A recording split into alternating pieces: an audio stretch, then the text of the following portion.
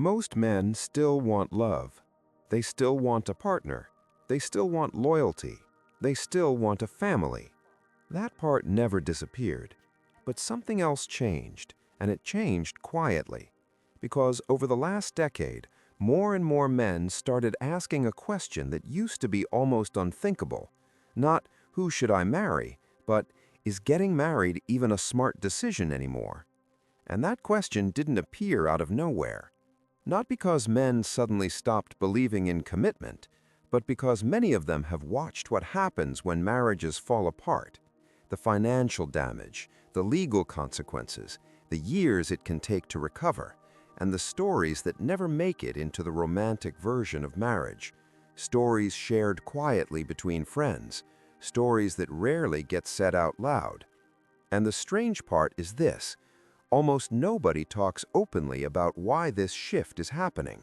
Instead, the conversation usually stays on the surface. People argue about commitment, they argue about dating, they argue about gender roles. But very few people stop and examine the deeper change happening underneath all of it. So in this video, we're going to break something down that very few people explain clearly. What actually changed around marriage, legally, socially, and culturally, that made many men start seeing it as a risk instead of security? And once you understand these changes, you start to realize something important. The hesitation many men feel today didn't appear randomly. It emerged from a system that slowly evolved without most people noticing. Because once you see those changes, you start to understand why so many men are quietly hesitating. For a long time, marriage was seen as one of the most stable decisions a man could make. You met someone, you built a life together, and the commitment itself was supposed to create security. Not just emotional security, but social stability, legal structure, a shared future. For generations, that model felt predictable. Maybe not perfect, but understandable. Most men grew up assuming that one day they would follow that same path, find someone, build something together, raise a family. And for a long time, that expectation rarely felt controversial. But something interesting has been happening quietly over the past decade. Not loudly, not through protests, not through public announcements, but through hesitation. Because if you talk privately with enough men today, you start noticing a strange pattern. They are not necessarily rejecting relationships. Many of them still want companionship. They still want partnership. Some still want children. But when the conversation turns specifically to marriage, the tone changes. The enthusiasm becomes caution. The certainty becomes calculation. And that shift often starts with observation. Take someone like Daniel. Daniel is 38. He has a stable career, a normal social circle, and recently he got married. But over the past few years, Daniel started noticing something curious among his friends. Several of them were in long-term relationships. Some had been with their partners for 5, even 10 years. They lived together, shared expenses, built routines together. From the outside, they looked exactly like couples who would eventually get married. Except, many of them never did. And when Daniel asked why, the answers were rarely dramatic. No one said they hated commitment. No one said they didn't believe in love. The answers were usually quieter than that, more cautious. Sometimes a friend would simply shrug and say something like, "I'm happy with her, I just don't see the need to sign a contract." Other times the explanation was even simpler. "I've seen how that can end."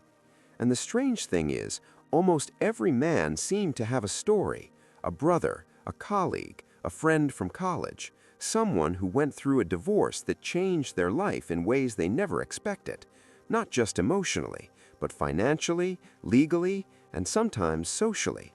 These weren't abstract stories from the internet. They were close enough to feel real, close enough to feel possible. And when enough of those stories circulate within the same social circles, something subtle starts to happen. Marriage stops feeling like a default step in adulthood and starts feeling like a decision that requires serious risk assessment. Not because men suddenly became cynical, but because patterns once noticed are hard to ignore. And that's where the real shift begins. And eventually, those stories stop sounding like rare exceptions. They start sounding like warnings. Because the truth is, most men don't form their opinions about marriage by reading statistics. They form them by watching what happens to the men around them. A coworker who used to be confident and stable, suddenly starting over in his 40s. A friend who spent years building a home and a family, now living alone in a small apartment. A brother who thought he was building a life partnership, only to spend the next several years fighting through courts and legal fees. When you hear enough of these stories, something changes in the background of your mind. Marriage stops looking like a guaranteed step forward and starts looking like a decision with consequences that few people fully explain beforehand. That's where someone like Alex enters the picture. Alex is 41. For most of his early adult life, he believed in the traditional path. You meet someone, you build something together, you create stability. And for a long time, that's exactly what he thought he was doing. He met his wife in his early 30s. They dated for several years. They got married. They bought a house. They started building what looked, from the outside, like a perfectly normal life. Friends came over for dinners. Holidays were spent with family. Plans were made years into the future. Nothing about Alex's life looked unusual, which is exactly why what happened next surprised him so much. The relationship slowly began to change. Small tensions at first, arguments that didn't seem important, misunderstandings that most couples experience at some point. But over time, those tensions started growing, and eventually the word that almost no married couple expects to hear in the beginning of their story entered the conversation: divorce. Now, divorce itself isn't new. It has existed for decades. But what many men like Alex discovered during the process is something they never fully understood beforehand. Divorce is not just the end of a relationship, it's the dismantling of an entire legal and financial structure.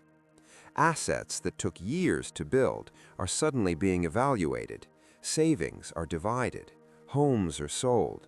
Lawyers become permanent voices in conversations that once belonged only to the couple.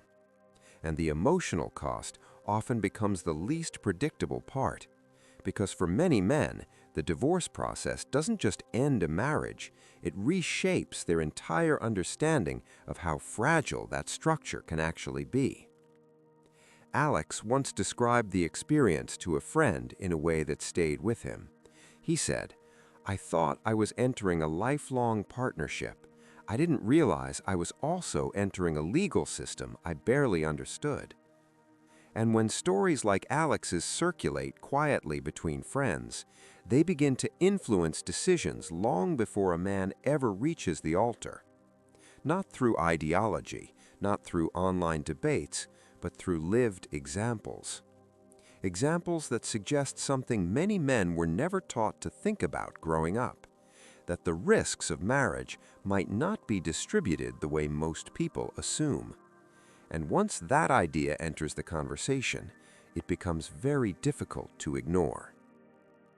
And this is usually where the conversation becomes uncomfortable, because once you start examining the structure around marriage more closely, you begin to notice something important.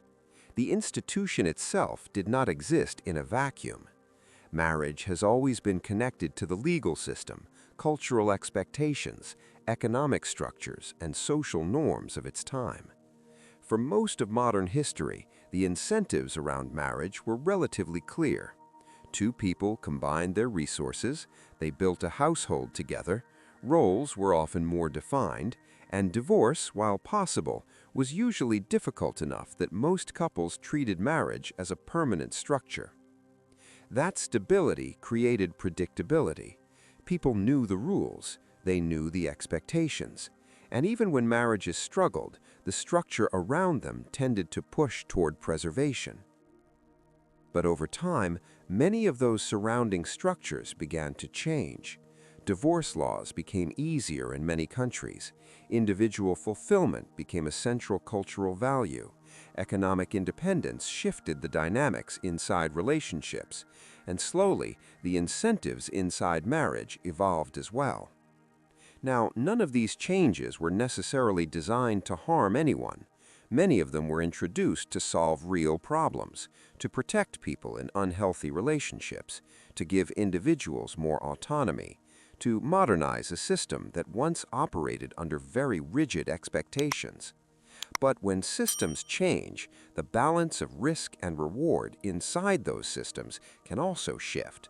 And that's where many men today feel a growing sense of uncertainty.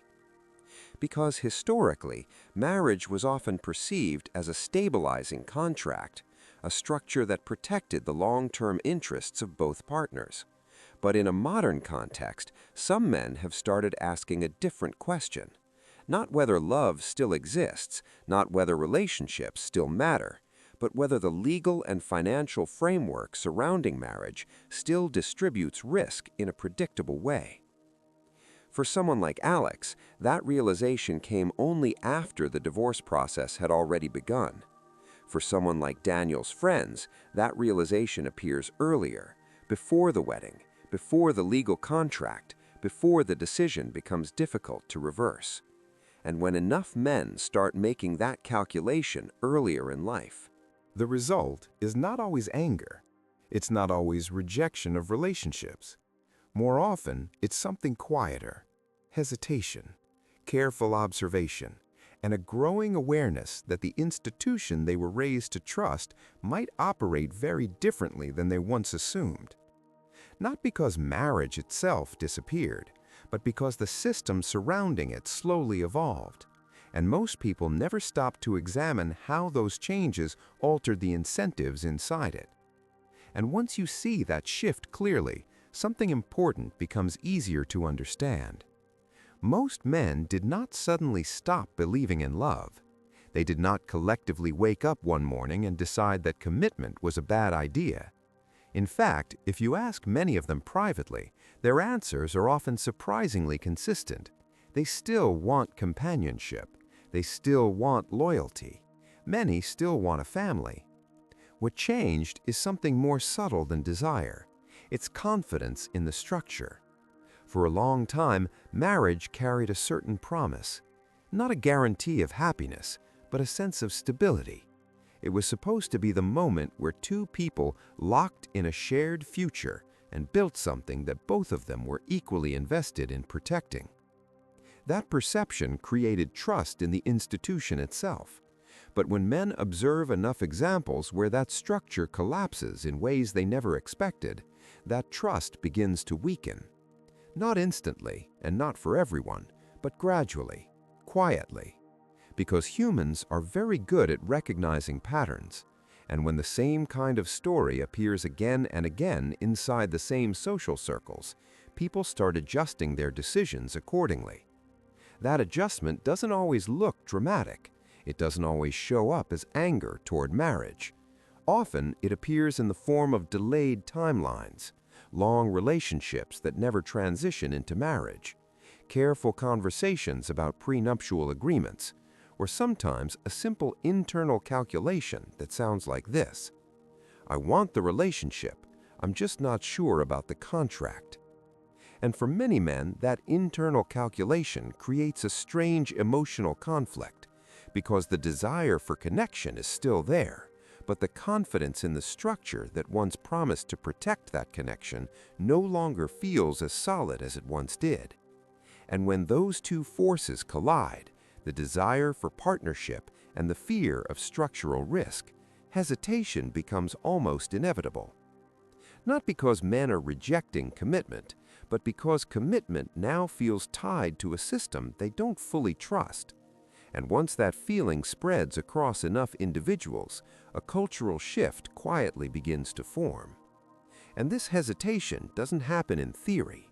It happens inside real lives, inside real relationships, inside quiet moments where men are trying to decide what kind of future they are willing to step into. Because for many of them, The conflict is not between love and independence. It's between hope and caution. On one side, there is the life many men imagined growing up: a partner, a shared home, children running through the house, the sense of building something together that lasts decades.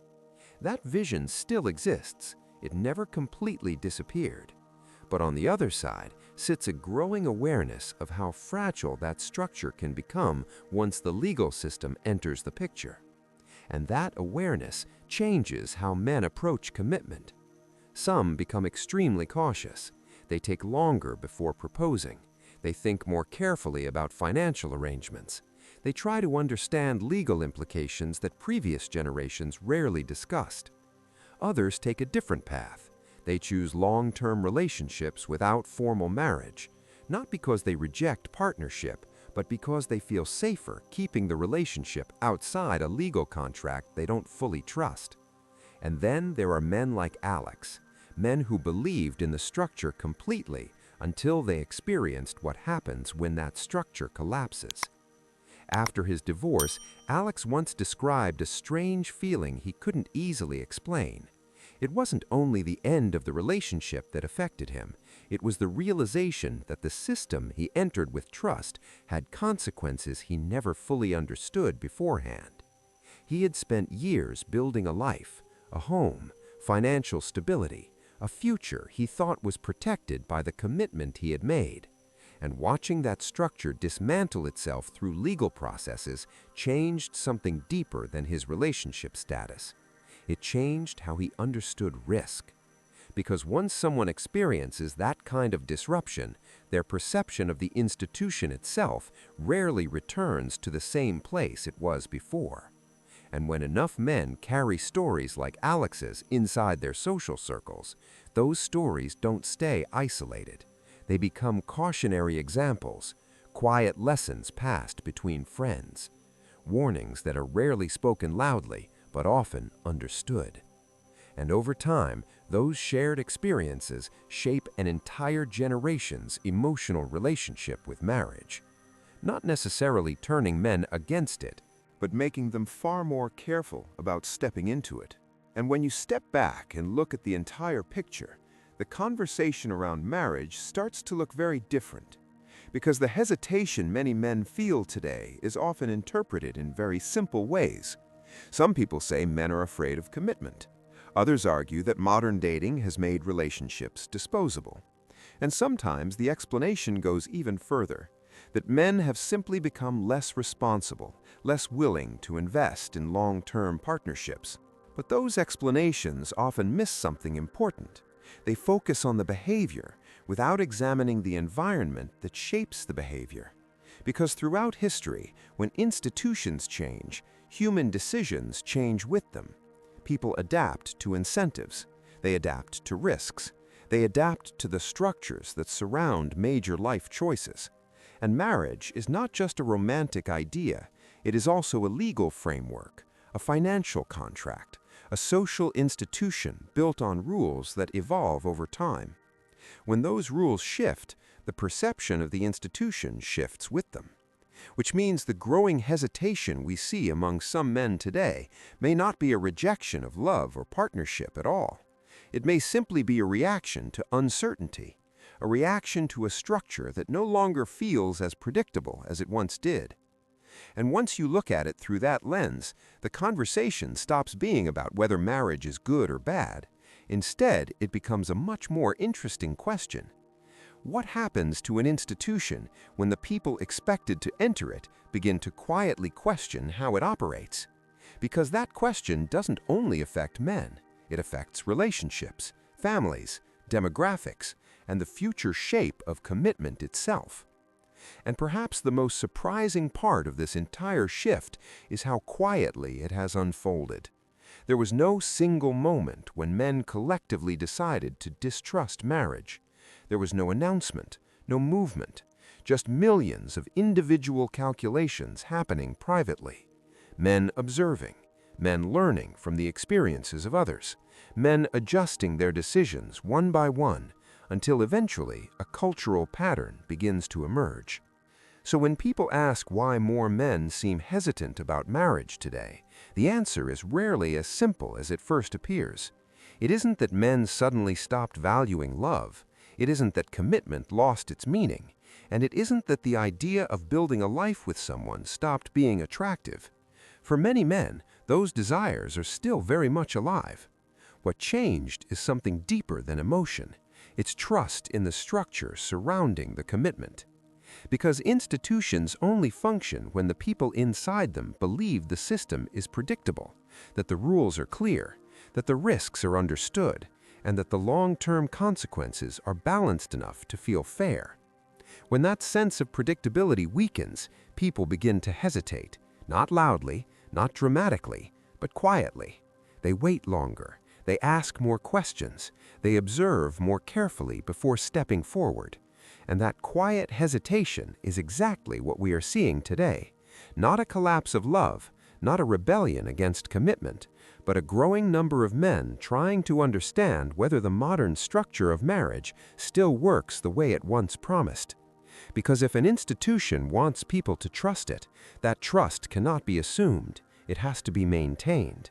And perhaps the real question surrounding marriage today is not whether men still want it, but whether enough people still trust the system around it.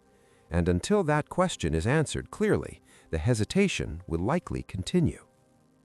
If you found this perspective interesting, consider subscribing to the channel, because here we explore the patterns behind modern relationships, the ones most people feel but rarely stop to analyze.